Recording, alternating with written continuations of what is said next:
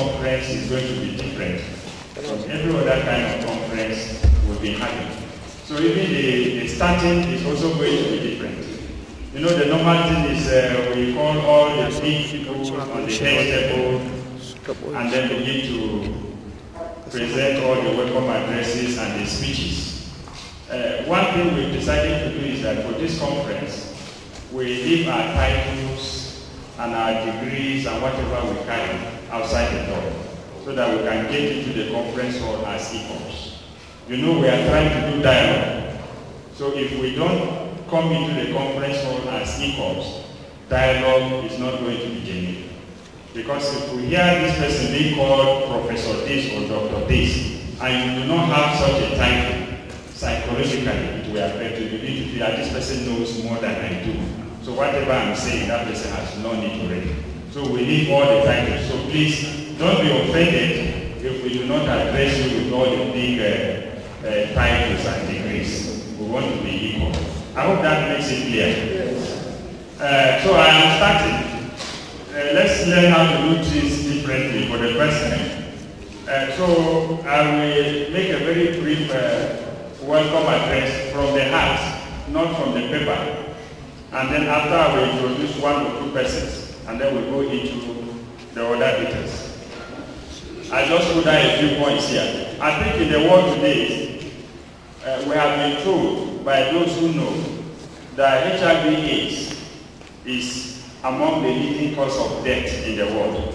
I think they say HIV/AIDS is number 4.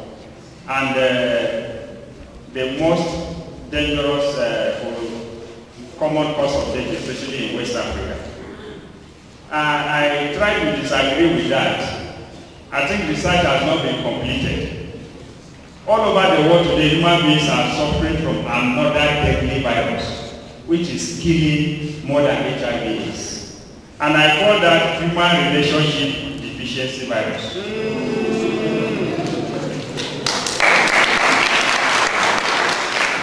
It is killing more than anything, because that virus leads to what I call acute intentional devastation of society. That is it. You know, we talk about HIV leading to AIDS. So this human deficiency, relationship deficiency virus also leads to another form of AIDS. Acute intentional devastation of societies. It is also the common cause of bombs, kidnappings, hatred. Whatever we are seeing in the world today is as a result of this virus. What some experts call poverty, poverty of relationship. Because we do not have good human relationships. So societies are broken down. I think it is high time we develop a new kind of science. We have made so much progress and advancement in science and technology, space technology. We have a lot of people in space. We have a lot of people in the moon. There are some people who are even trying to go to the sun now. So our problem is not science and technology. But if we begin to look at another kind of science now, let us look towards a time where our universities will begin to produce graduates and professors of human relations. I know we have psychology, they do psychology in universities, but I think that is not enough. There should be an emphasis on what we call human relations. I think if that area is developed properly, our society will become better. This virus that I'm talking about, you know, it cannot be cured by the normal ways we know.